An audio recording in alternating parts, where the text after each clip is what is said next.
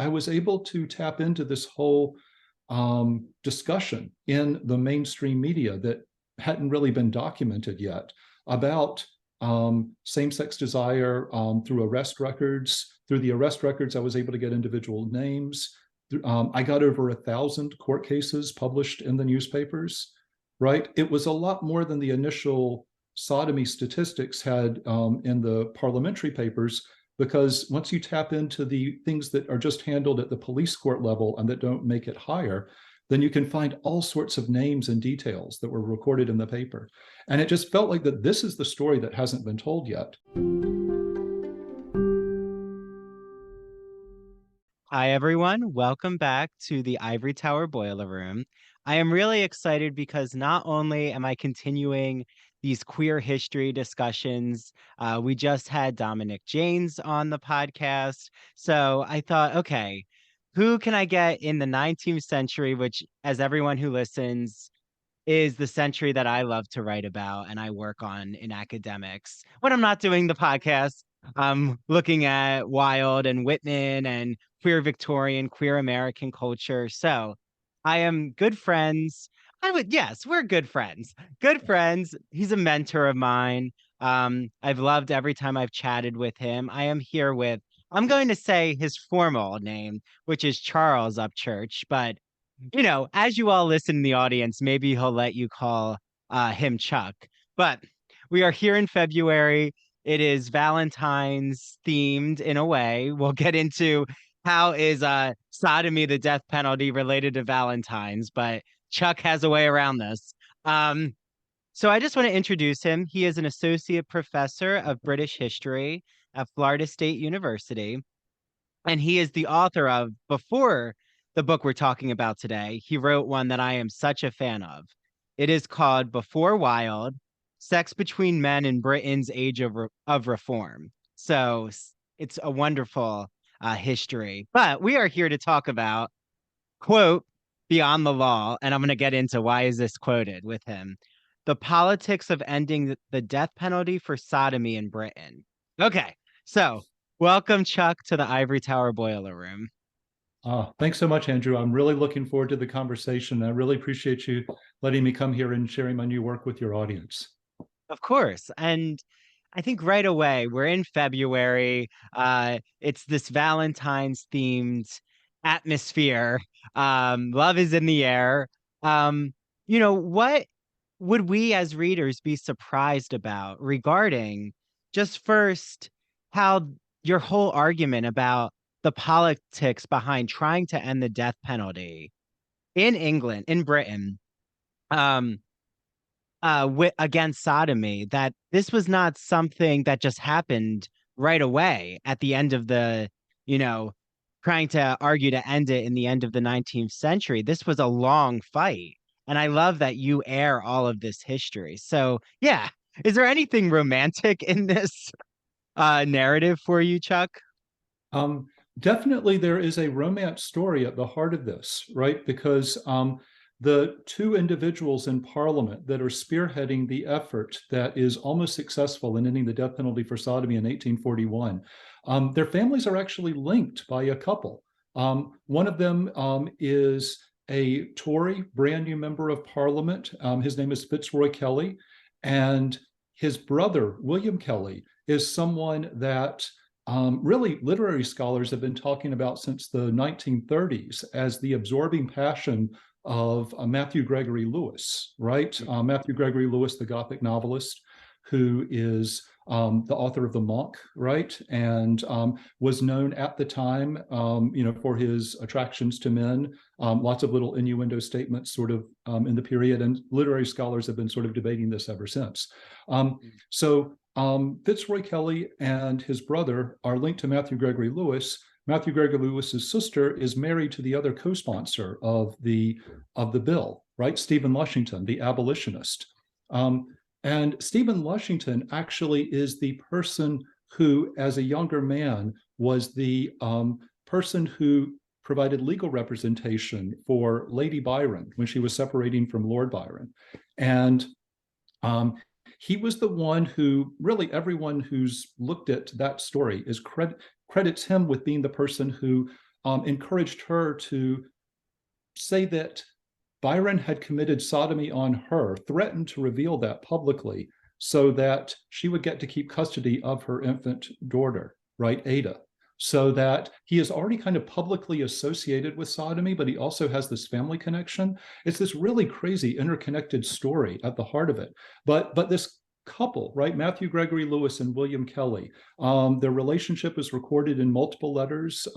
Their mothers were friends with each other. There's this really interesting kind of network, and that's really kind of at the heart of the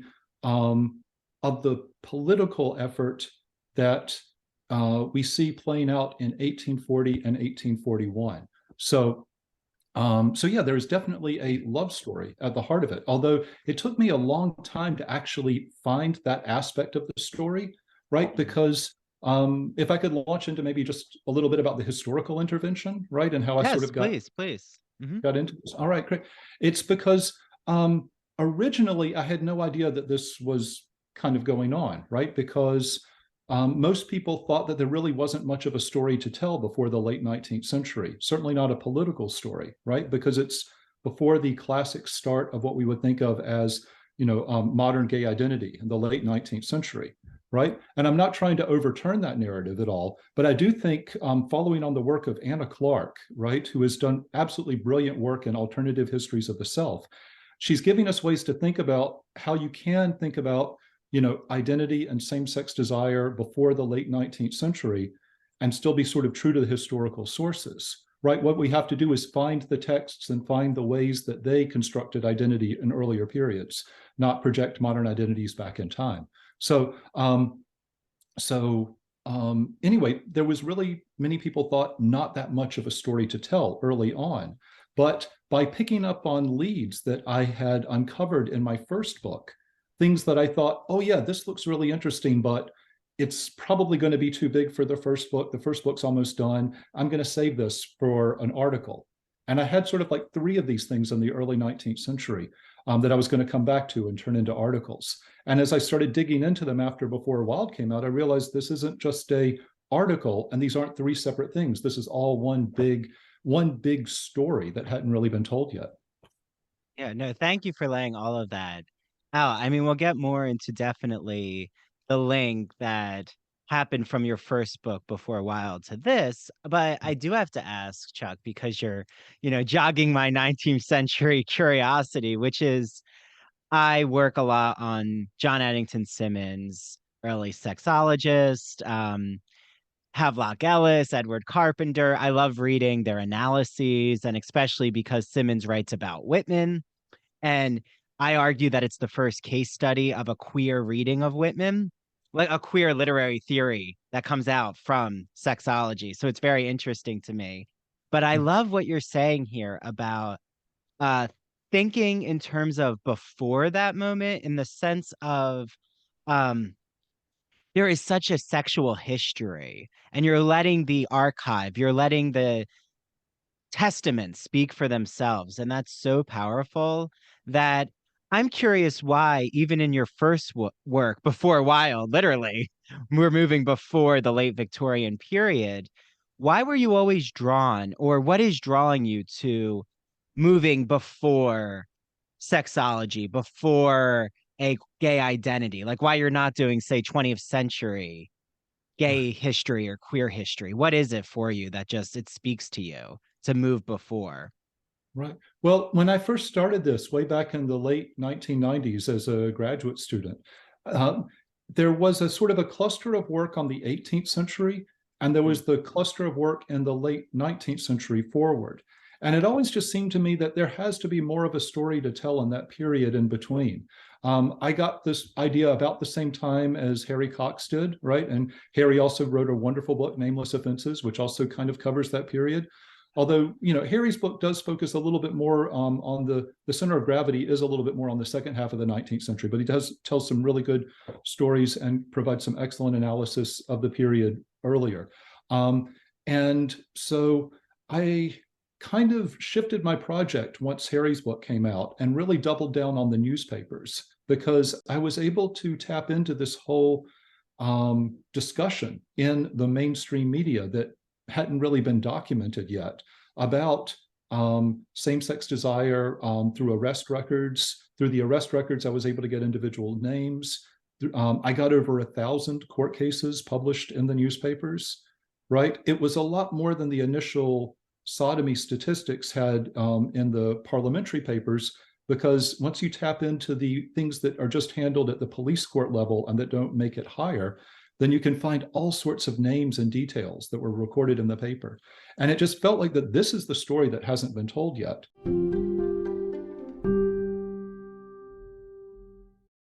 Your brain needs support, and new Ollie Brainy Chews are a delightful way to take care of your cognitive health. Made with scientifically backed ingredients like Thai ginger, L-theanine, and caffeine, Brainy Chews support healthy brain function and help you find your focus, stay chill, or get energized. Be kind to your mind and get these nootropic chews at ollie.com. That's OLLY.com. These statements have not been evaluated by the Food and Drug Administration. This product is not intended to diagnose, treat, cure, or prevent any disease.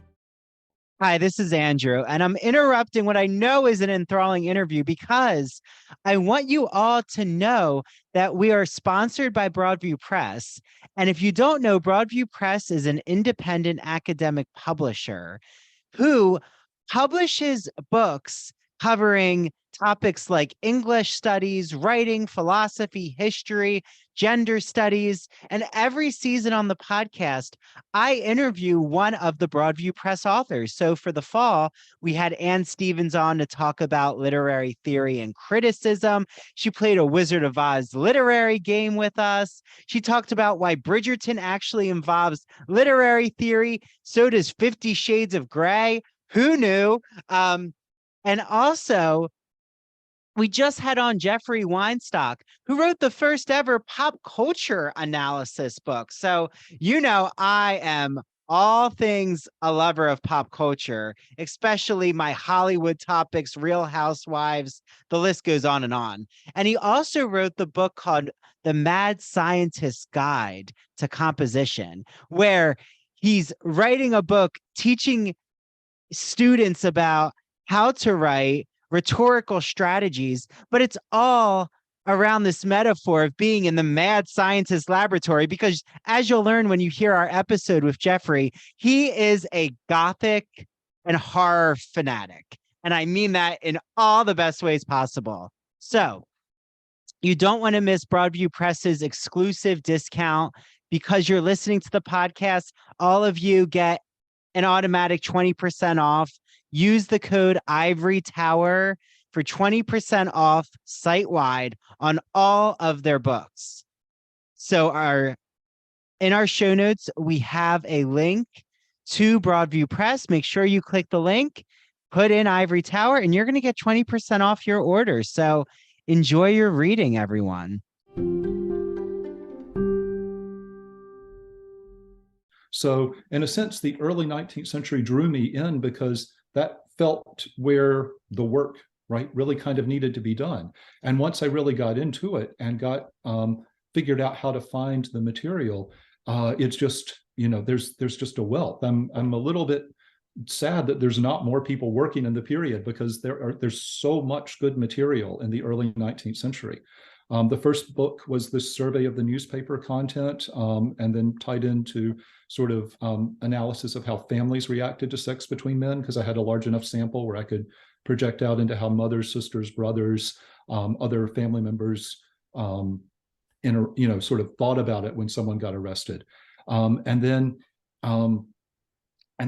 again, that sort of led to this kind of political story. I mean, I got hints of it around the edges in the first book. And then it kind of turned into a bit of a historical detective story. My book has been called that by some people. I love that. I'll totally accept that.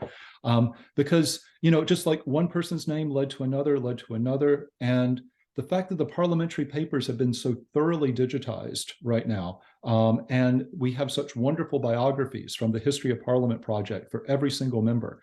And those biographies actually don't edit out the queer material like they used to. They've done a really excellent job of foregrounding that, which has helped me to sort of understand what's going on in the parliamentary process. I mean, they are still trying to hide this material. I mean, it wasn't easy to find in the newspapers. They don't use keywords. They never say sodomy, for instance, but they, you know what they're talking about. And in fact, the Palmer's Index to the Times was really useful, because what that index did is people read every single story starting in about 1870, and they knew if it was a queer story. And so they would use sort of euphemistic labels to index it under. And once you figure out what their euphemisms are, it helps to guide you to all the best material. And the parliamentary papers are similar in how people are not talking about sex between men, even when they're talking about it. And once you sort of figure out how to use those electronic sources, then a whole world just opens up. And yeah, I had no idea that this political story was so big when I started this. It was kind of fun just to see how all the pieces came together. Yes. Well, and I mean, there is now such a fascination. It's so interesting to me that you bring up this is where academia and the public meet. I mean, I'm, as you know, so invested in public scholarship. I mean, that's why we're here right now on a podcast. And in the American culture, the Regency era, the early 1800s, is all the rage. Bridgerton has become a cultural phenomenon, even though, right, it's historical revision, but it is standing for a certain cultural moment. And I think what's so fascinating is you bring us right away in your intro. I'll just read it, but you say in the 19th century, sodomy was referred to as the worst of crimes, and it was described as something that no man would wish to be associated with in any way, lest his reputation be damaged for life. And yet, as early as 1835, only 3 years after the passage of the Great Reform Act of 1832, and 2 years after the legislated abolition of slavery in the British Empire, the elected representatives of the United Kingdom voted to end the death penalty for sodomy. I mean, this is so captivating as an opening. And first, I'm not going to read any more because everyone has to get Chuck's book, Beyond the Law. But I just love, though, that you bring us into right away this early history of the 1800s, that British Empire had just abolished slavery legally. Now they're trying to abolish the death penalty for sodomy. What went wrong? Right? This is such a tease. And I love this tease because it speaks to that there was a libertine. There's a freedom of the culture. There's Lord Byron. I mean, talk about his fluidity of, right? We have no sexual category. So he is very fluid of how he just desires men, women. And this existed, though, in a lot of literary circles, artistic circles. So, I mean, I can ask you what went wrong, but that's the heart of your book. So I don't want you to have to detail everything, but why do you think the Regency era and just correct me, because, I know the Regency era, but it's not something I specialize on. What years are the Regency? And then when would you mark the early Victorian? What's our time frame here for the audience, Chuck? All right. Well, I'll just jump back. First off, I'm glad you brought up Bridgerton also too, right? Because it's very cool. I totally think academics should engage with popular audiences, right? And I was asked to comment on the queer potential for Benedict's storylines, right? The one sort of queer-coded character. And so I binge watched 2 seasons, right? Just to make sure that I had all the pieces. And did the interview. It came out in the Express. It was a lot of fun. And I think that I've given a few lectures also too about the queer potential, right, for the storylines of Bennett in Bridgerton. I think what they've done in the show actually is quite good, right? Because Benedict first encounters, sort of a queer situation at a party, right, with his artistic friend who invites him after he sort of checks him out for a while. It's a safe space. It's kind of clandestine. And inside there are all sorts of excesses, right? Both heterosexual and homosexual, right? And it's all sorts of sort of sensual experiences. And one of the things that I found is, at least within upper class culture, all of the arguments that are being made, and there are arguments that are being made about why we should end the death penalty for sodomy, well, many of them are coming from the perspective of what we would think of as almost bisexuality, right? That or gender or fluidity, right? That this should not be, that some people, they say some people have this feeling inborn, right? It is written in our character since birth, as if in sympathetic ink. I love this metaphor. That's a term for invisible ink. And it only becomes visible over time and through experience, right? So the idea that same-sex desire can be written in your character from birth, and you only realize it gradually as time goes by. But it's assumed that these individuals probably also feel desire for women as well.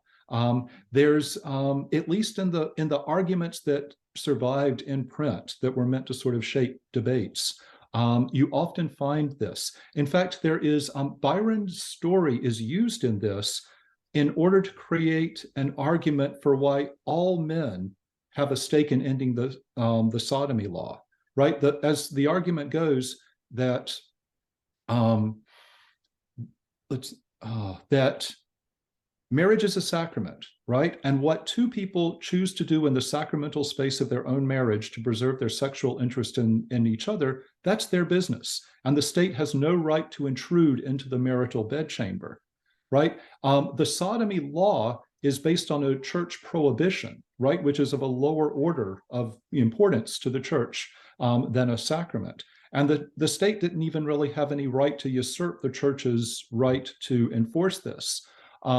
I have one individual calling the sodomy law a political stink trap developed by Henry VIII that really should have never been a law in the first place, right? So that in fact, every man has a stake in getting rid of this, because it infringes on every man's right to do what he wants, what a husband and wife choose to do in their own bedchamber. And so that argument really surprised me, right, to find that being made in the context of this. Not on the floor of the House of Commons, but in an ancillary sort of argument. So this idea of kind of, the category is definitely not rigid by that point, and these arguments for same-sex desire and opposite-sex desire in the same individual. Also, too, really huge in this, Jeremy Bentham is incredibly important because he actually published his arguments about why we should get rid of the death penalty for sodomy. In fact, why we should get rid of the sodomy law in general. And this is something that I do think is one of the finds of my book. It predates the Regency era, right? Which roughly around the 1820s, right? And predates that because it was first published in 1789. Now, people have remembered, right? Lewis Crompton discovered 70 manuscript pages where Jeremy Bentham argued against the sodomy law. But Crompton took Bentham's notes saying that he's going to keep this secret or else he's going to ruin his reputation for life, right? Bentham left these notes and Crompton repeated that. But the thing is, he didn't keep it secret. If you read his most prominent work of legal reform, right, The Principles on Morals and Legislation, the book that really helped to shape the Napoleonic Code and so many other law codes, 5 paragraphs in that 300-page work argue explicitly why there is no rational basis for a law punishing sex between men, let alone a death penalty for it. So any legal reformer who read Bentham's work, and absolutely everybody did, knew that Jeremy Bentham was against this. So we've made a big deal about Blackstone, right? And Blackstone sort of arguing that we should have the sodomy law. But what's totally dropped out of the conversation is that, again, every legal scholar and most people who were shaping law reform in Parliament knew that Jeremy Bentham argued this if they read his book carefully, right? And so that's one of the things that I'm trying to bring back into the conversation to say that, it wasn't so one-sided as we thought, right? The people who yelled the loudest were the evangelicals who wanted to keep the death penalty for sodomy. But it would be like judging, the opinion of the 1980s based solely on Jerry Falwell, right? Or those much more sort of loud vocal voices. There's a greater diversity. There is 2 sides to this argument in the 19th century. There's a lot of opinion that just says that you don't, oh, last bit, and then, but there's just Oh, this. go, yes. Keep going. Okay, but just this one point about how you don't need modern homosexual identity to have an ethical problem with executing someone for a private consensual act, right? Yes. That's just wrong. You don't need gay identity for that. And, to have an issue with that. And, for reasons that were somewhat like unexpected, unintentional, the death penalty for sodomy gets on the agenda in the 1830s. And so there are a lot of people who would rather not have dealt with it, but now they kind of have to. And I can talk more about why that's the case if you want, but I should let you in. I feel like I've talked too much right now. No, this is wonderful. I mean, yeah, we'll definitely pick that back up. I think though, you're coming from historically trained background. I'm from a literary trained background. I think we do intersect, right? You interpret literary texts. I'm interested in cultural history. See, literary and historical people can get along. It can happen, everyone. But and I think there's more of an intersection than, I think it's starting to intersect a lot now as disciplines. But something that interests me is just even the word sodomy, Chuck. Like right, the biblical allusion of Sodom and Gomorrah, the unnatural acts that happen in the Old Testament with those who are there, and apparently they were indulging in all of these libidinal desires, and it became bacchanalian. It kind of does have a tie to those ancient Greek Dionysian festivals in a way. I feel like a lot of this is all kind of tied together with this illusion. But where does how did sodomy even get defined from what you're looking into? I mean, you're looking into male same-sex desire. Is that the case that mostly men were being subjected to sodomy, even though it meant just unnatural sexual acts? Was it more applied to same-sex acts in this case?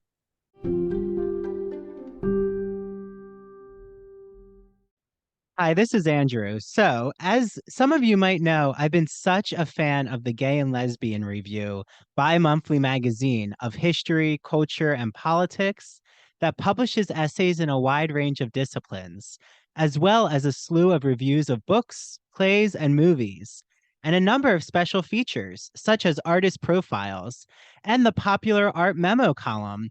Did you know we actually had two of the writers on the Ivory Tower Boiler Room podcast, Ignacio Darnad and Vernon Rosario? So if you haven't, make sure you listen to those episodes. Each GNLR issue brings you consistently intelligent, lively, thought-provoking articles focused on a unifying theme and brings together the leading minds on the topic. You won't find a lot about the latest dating fads or fashion trends, though you might find articles about online dating as a social phenomenon, like Grindr, which I have some experience with, or the gay influence on 20th century fashion. Now, for a special offer, when you subscribe to the GNLR, you'll receive a free copy with any print or digital subscription. That's 7 instead of 6. Visit glreview.org. That's glreview.org. Click subscribe and enter promo code ITBR for your free issue. And as an added bonus, you'll receive online access to all archived issues of the magazine. Enjoy your reading.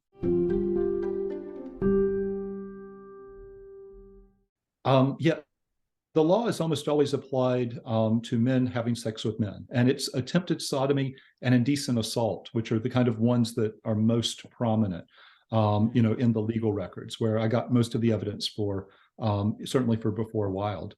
But one of the interesting things is that people like Bentham are aware of the power of words, right? We tend to associate that with postmodernism, post-structuralism, finding out what categories did they have, what words did they use. Bentham realizes that he doesn't want to use the word sodomy. In fact, he creates a new term called the Attic taste to be a neutral term to discuss an interest in, Greek love, right? So, and he attempts to, establish that word, the Attic taste. And he has this this wonder, and also too, there's another big part. This makes me think of his two-part work, Not Paul, but Jesus, right? If the Principles of Morals and Legislation had 5 paragraphs, out of a 300-page work that argued against it, and that 300-page work is about what the law should cover overall, everything. So it stands to reason that only 5 paragraphs, out of a 300-page work would deal with that if it's about reforming the legal code in its entirety. Okay, but he actually, as the executions for sodomy go up in the early 19th century to really unprecedented levels, he decides that he needs to be more forceful.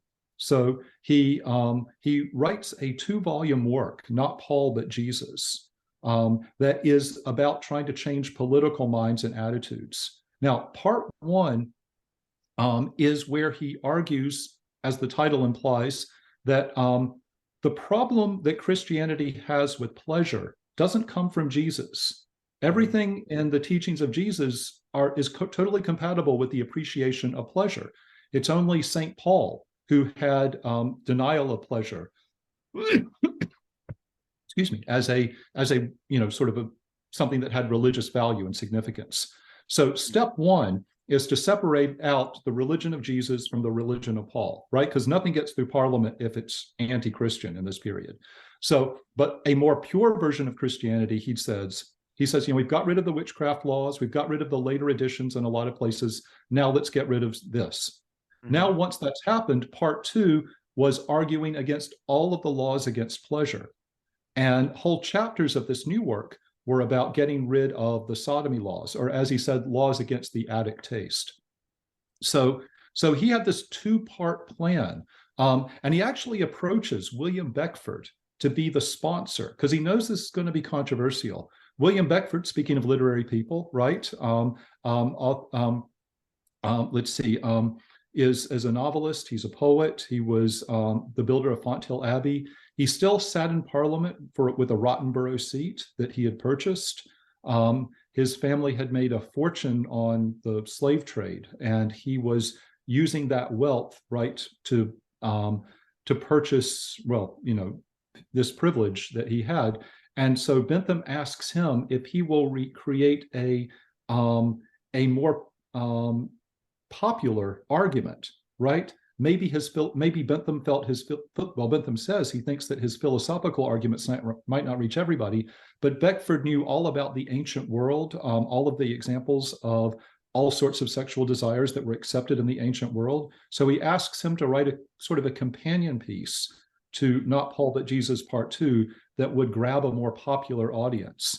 And basically what I found in the Beckford papers is that what we think of as the poem Don Leon, significant sections of that are tied into this project. So yeah, and that was a privately circulated poem that argued against the death penalty for sodomy, that literary scholars have been trying to speculate over who might have written it for decades. And Beckford has never been put forward as a possible author, but because nobody was really trying to follow the political story. I mean, I found the invitation from Bentham asking Beckford, and then actually, if you take Don Leon and go to Beckford's papers, all of the newspaper stories, many of the newspaper stories in the footnotes of the Don Leon poem are actually in Beckford's clipping collection in the Bodleian Library. So there's this, highly, I can't say for sure that he wrote it, but, maybe someone with access to his papers did. He certainly could have. He was obsessed with Byron, and the poem is written as if it was in the voice of Byron. So anyway, there's all sorts of sort of intersections between reaching a popular audience, literary works, political works, philosophical works, and moral works that are all intersecting in this. It's a political movement, and they're trying to attract multiple coalitions so that they can get a bill passed through Parliament. And I love that you set the stage for so much more work to come. In my opinion, I feel like you've created such a definitive. I'll be the tastemaker here of because I can, of what now is setting the stage for current queer history. But there's so much more to these narratives that even in literary studies, we don't have as much discussions about Bentham, or even his friend, who I actually work on in my Whitman writing. It's hopefully, I'm done my dissertation soon. Hopefully I find a publisher because I talk about Frances Wright, and she was, Scottish, but she's a novelist, she's a philosopher. I'm not sure how much do you mention Frances Wright? I'm trying to remember in your book, Chuck. She doesn't come up. In fact, it's Isabella Kelly is the female novelist that is the one that really kind of I focus on more than any other, just because, I mean, her writing, she's very much enmeshed in this group of individuals and plays a really kind of critical part in, helping to secure, the ability of Fitzroy Kelly to finish school. She has a strong relationship also too with Matthew Gregory Lewis. Yeah, no, I bring up Frances Wright. She's a little earlier too. Like her work really comes out 1810s, if I'm remembering the timeline, but she wrote a book called A Few Days in Athens that I'm trying to bring back to print because it's very hard to find copies. But I mention that because it's so similar to what you're saying with Jeremy Bentham. Is A Few Days in Athens is this historical fiction novel that Whitman attends Frances Wright's lecture. Later in her lecturing career, she comes to Brooklyn and he finds this novel in the library. And this is the kind of history that I bring, which is Whitman's influence of Frances Wright's fictionalizing account of what happened in ancient Greek symposiums. And it's this whole really interesting dialogue with Epicurus and the discussion of pleasure and where does pleasure come from? What's too hedonistic or not? But there's all this male same-sex desire elements. And it's so fascinating because it does seem like what you've found with Bentham and with others is kind of walking this tightrope, because with Frances Wright, she still is a little more in this hedonistic reign, which I think Whitman, obviously he loves the phallic discussions. And I'm not gonna open up the record too much because I have to hold suspense for when my book comes out, Chuck. But that we have the Marquis de Sade, of course. And we have, which is earlier, right? Late 1700s. We had the whole libertine, the decadent movement, and that hedonistic pleasure. Even maybe John Cleland's Memoirs of a Woman of Pleasure follows that pornographic type of writing. So how did you find the tightrope walk? Did you see there was a tightrope between being too decadent with the argument, like not coming off as too libertine or too hedonistic when trying to fight to end the death penalty? Because I feel like that would be a real tough case to not come off that you're in too excess of sexual pleasure. Right. Yeah. And that's interesting because, a lot of people have sort of focused on the more hedonistic, arguments that are very much, at the time, but Byron, Shelley, and as well. And I mean, I think it's interesting. What I've tapped into is a liberal, sort of argument that is much more kind of about this just doesn't make rational sense to do this. Because it's about trying to craft arguments that will bring together enough votes to get something through the House of Commons, right? And so, I mean, the number of Christian arguments, why it is more Christian to get rid of the death penalty for sodomy than to keep it, why the sodomy law might actually, be, not a good thing for a Christian country to have. I mean, those are the ones that really surprised me because they're not made from a sort of a hedonistic, decadent sort of a place. They're made from a latitudinarian Christian place. They're made from a rationalist place. They're made from a utilitarian place.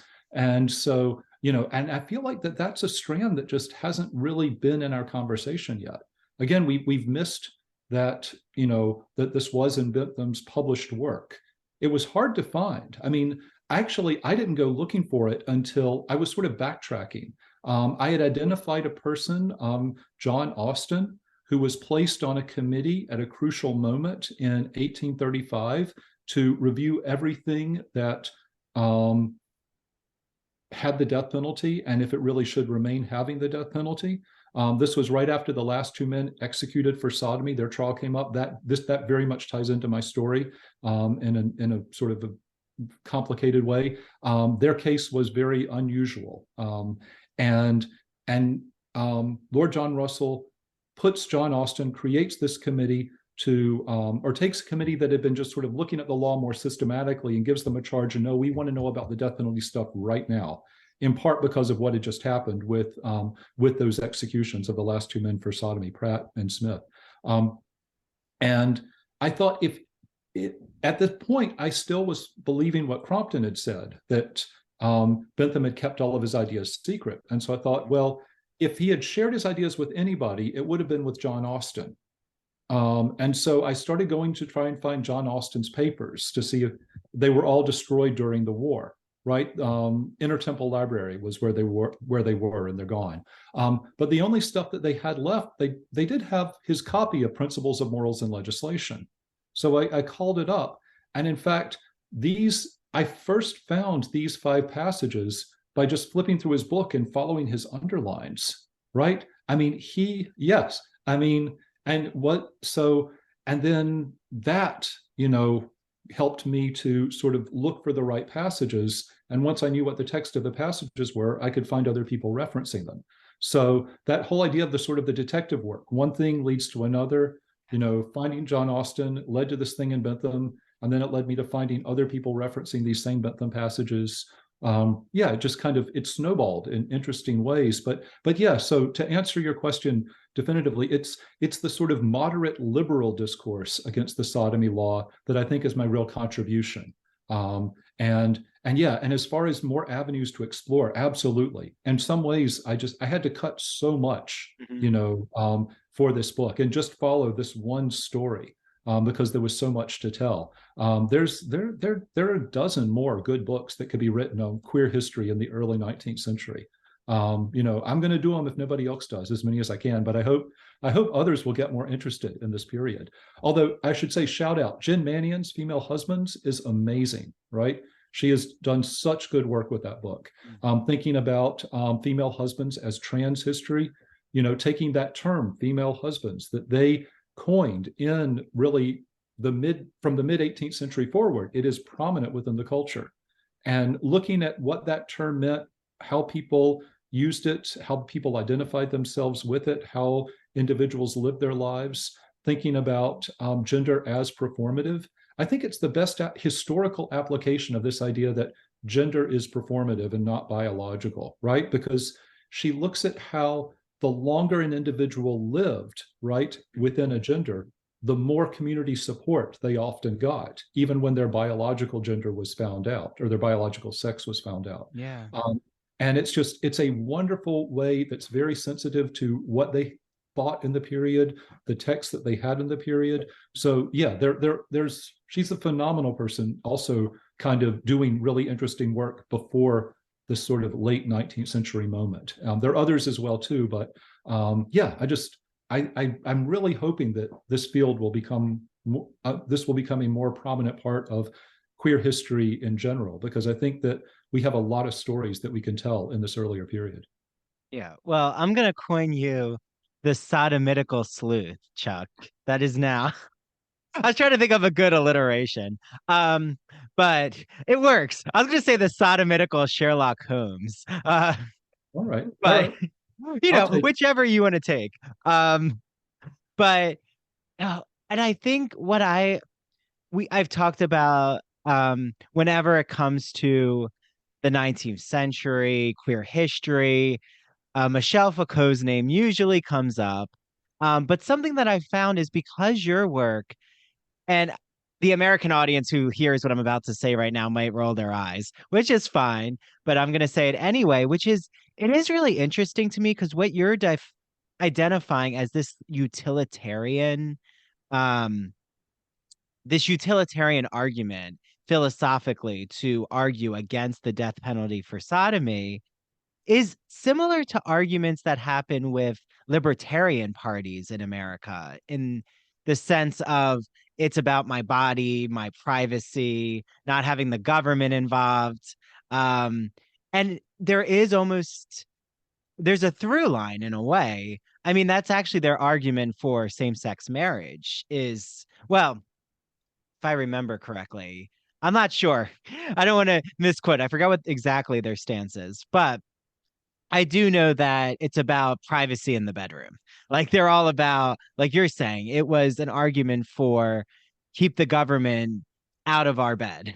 I think that's a really interesting how these reverberations happen in history, that we still have strands of these types of arguments, even though they come in different names and forms. Something, though, I do want to address is you do not have to. I know Naomi Wolf, who haven't read up a lot about what's happening with Naomi Wolf, but all I know is there was a lot. Chuck, I don't want to have you, Chuck, or we're not going to,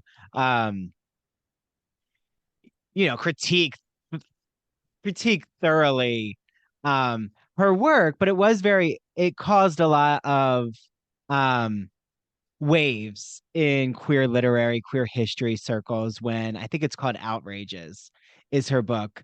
Right. Okay. And I know that you read it and responded to it, I'm pretty sure.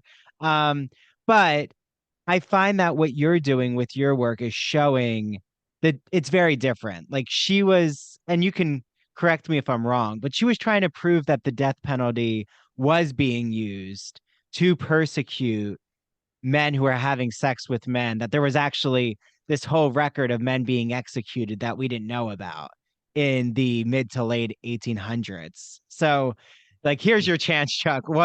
You've gone thoroughly through the archive.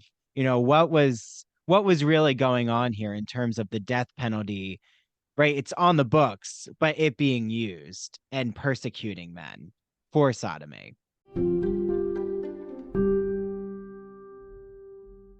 LGBT stories are universal, but each one speaks to the individual heart and soul of the writer telling it. Do you have a story to tell? Have you been moved by an LGBT book, film, painting, television show, or other form of media? If so, the Gay and Lesbian Review wants to hear from you. The G&LR believes in bringing awareness to queer art and artists through reviews, commentary, and thought pieces in which the author relates their personal lives to a particular piece of art, a novel, a movie, or what have you. In addition to the articles published in the print magazine, the G&LR also publishes articles on its blog, as well as personal essays on its popular Here's My Story section. This allows people like you to share their own experiences with our readers. To learn more about submitting either to the print or the online edition of the G&LR, visit georeview.org. That's GLREVIEW.org, and scroll down to the bottom of the page to find a link to their writer's guidelines. If you have questions, email me at stephen.hemrick@georeview.org. The G&LR can't wait to see what you have to say. Hey, Ivory Tower Boiler Room listeners and true crime friends. You've heard me gush over this incredible woman and her beautiful products. I'm talking about Mandy Made It. Mandy makes customized and original crochet and pre-cut goods. They are the perfect, unique, one-of-a-kind gift for literally anyone in your life. And she makes incredible home decor. I still have my pumpkins that I put out every fall. I just love them. Check her out on Instagram at MANDEE Made It, or search Mandy Made It on Facebook. To order, just slide into her DMs, and if you mention the Ivory Tower Boiler Room, you will receive a free personalized gift with your first order. So, go on Instagram and look up at Mandy Made It, and Mandy is spelled MANDEE. Again, her handle is at Mandy Made It, Mandy spelled MANDEE, and order today.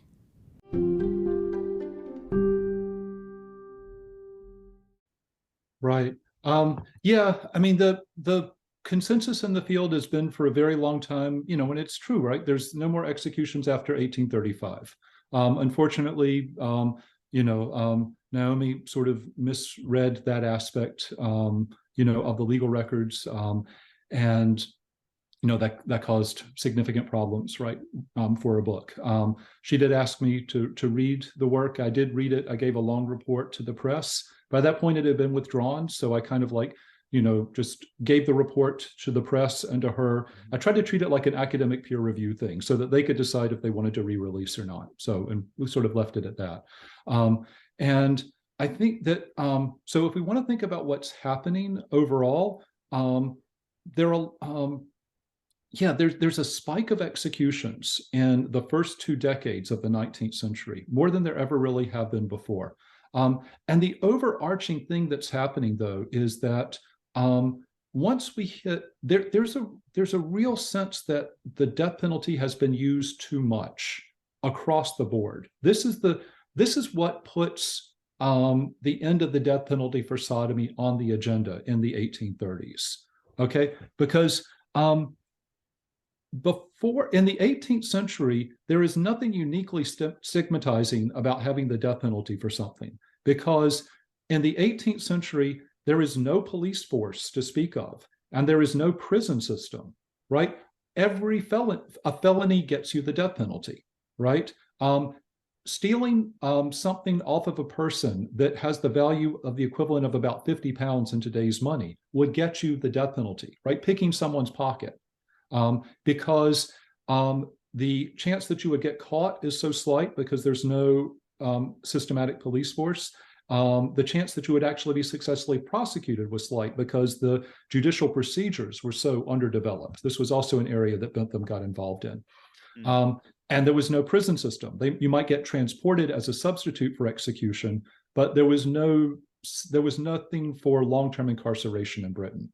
People realize that if we want to get rid of the death penalty for things, then we have to build a systematic police force and a systematic system of imprisonment. That's the only way to do it.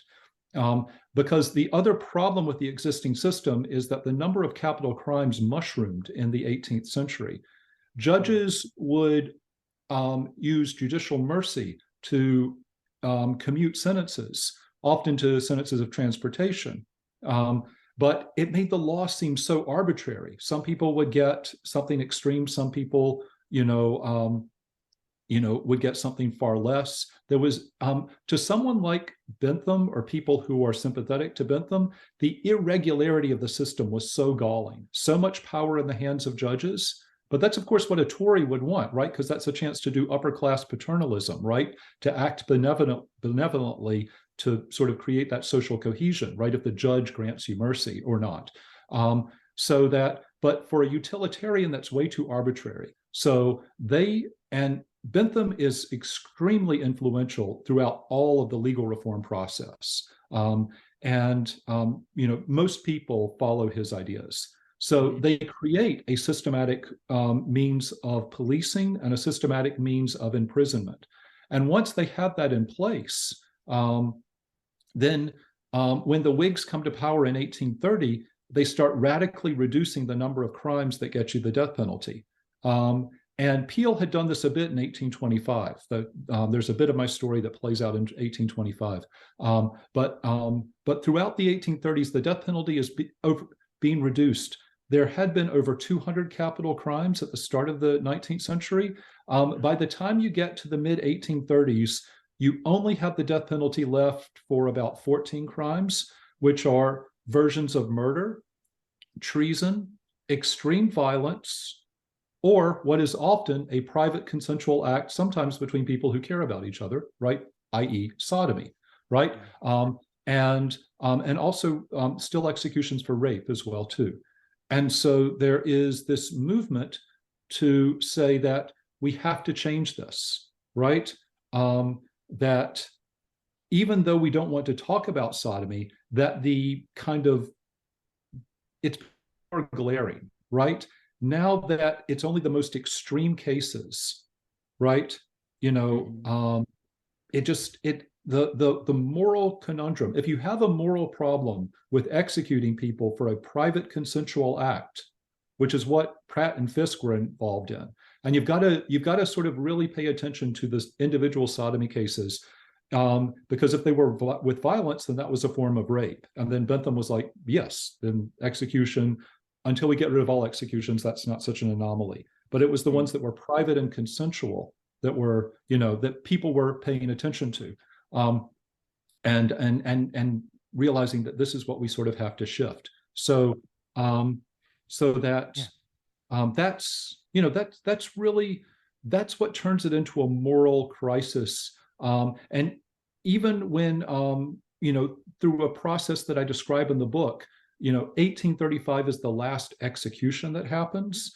They still want to get it off the books, right? Because it's about the judges commuting the sentences, right? Death recorded, and which they can do for multiple things, of course, not just sodomy. But that process is often sort of used. I've got several scholars kind of describing it as a way to, fix the problem until the law catches up with the morals of the time, right? That there is a feeling amongst many people. I've got one judge who said, I am thoroughly convinced that the only reason why we still have the death penalty for sodomy is the lack of anyone hardy enough to take up a cause that might make them seem like they were a supporter of the act, right? Who's going to be the person who stands up and is brave enough, even if many people, I know Lord John Russell wants to get rid of the death penalty for sodomy. When it comes up for the vote, almost everybody votes for it if it can be done quietly, right? And it passes the Commons on 6 separate votes. But still, who is going to be the guy that stands up and risks his reputation? Who is the one who's going to really stick their neck out to make this happen? That's the big question.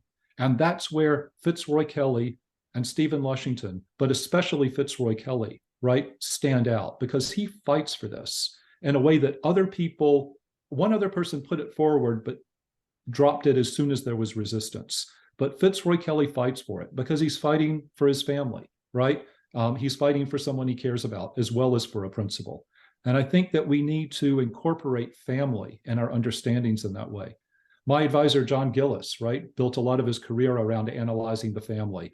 Wonderful, amazing scholar, and who passed away just recently, unfortunately, right? A great loss to us all. But yeah, he really got me early on in my graduate career thinking about family, right? If the courtroom is one space for adjudicating these cases, the family is another, right? Families work out what to do with their queer sons, right? Or with their member who is caught having sex with another man, right? It's not the worst of crimes within a family. Families can't throw away a family member, right? Because they are morally indignant, right? They're never happy about these relationships usually, but they work out accommodations. And so thinking about the family as a locus for where meaning is created, about what sex between men means and how it can be dealt with, is something that's been in my work from the start, in part because I was a student of John Gillis. And I think it's something that is a perspective that I think has been invaluable to me and that I hope I can convince other people, that needs to be foregrounded. Although, of course, Matt Cook is doing wonderful work on queer families in the late 19th and early 20th century, and other scholars as well, too. Yeah, no, thank you, Chuck. And I'm glad thank you for addressing, just setting the record. I was going to say straight, but I don't want any more. We don't need puns with, straightness. But, no offense against, I love my straight community, but it was just an easy one to do. But I love how you're just explaining about getting the laws off the book. And in this case, it's the sodomy law. Do you have another 10 minutes? Is that okay? Yes, totally. Okay. Well, thank you, Chuck. Well, for everyone out there, we have a subscriber section called the Ivory Tower Boiler Room Cafe, which is a Patreon. So it's $5 a month. And I thought, you know what? Why don't I hold some of the more salacious discussion for our subscribers, Chuck? Because, if they want to hear more open erotic discussions, that's where they need to go. So I'm going to meet everyone over there on our subscriber page and continue this discussion with Chuck. So we can get into more of these non-procreative sexual acts and what is going on and what surprised Chuck the most when reading through these narratives. Okay, so see you all over there.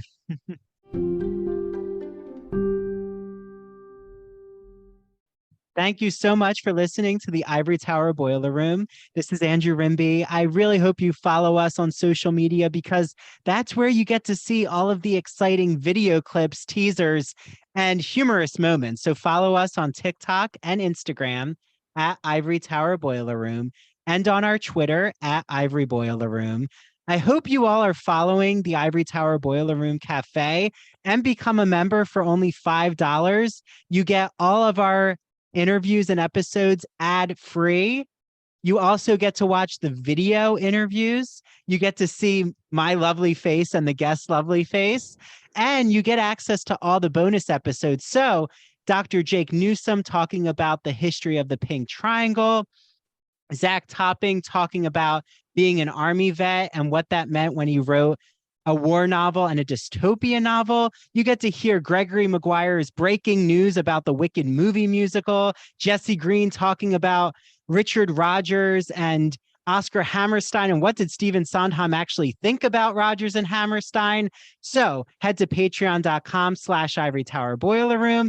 Please provide me an iced coffee. I would love it because I need to stay up to do all these edits. So yeah, see you all in the Ivory Tower Boiler Room Cafe. And here is Mary DePippi from True Crime and Academia. Hi, everyone. I am Mary DePippi. As Andrew said, I am the host of True Crime and Academia. True Crime and Academia airs on Fridays at 7:30. Now, to find all things True Crime and Academia, you can follow me on Instagram and TikTok at True Crime and Academia or on Twitter at TC and Academia because, well, they hate it when you have too many characters. Like I said, True Crime and Academia airs on Fridays at 7:30. But if you are a subscriber, you get a bonus episode. That's right, a whole episode just to yourselves that no one else gets to hear. Like, I do a deep dive on the case of JonBenet Ramsey. I deep dive Casey Anthony. We talk about the history of the lobotomy. And most recently, we talked about the Night Stalker himself, Richard Ramirez. So if you want to access all of that extra wonderful content, go to patreon.com/Ivory Tower Boiler Room. And like Andrew said, if you could just please buy us a nice coffee, that would be great. That would be really, really great. It would be great. We appreciate it. We also interact with all of you on Patreon. So ask us your insightful questions. We will answer them for you. And we want to thank our Spring 23 interns, Andrea, Caitlin, Rosie, and Sheila. Thank you so much. And we can't wait to see you all back again in the Ivory Tower Boiler Room. Happy winter, everyone.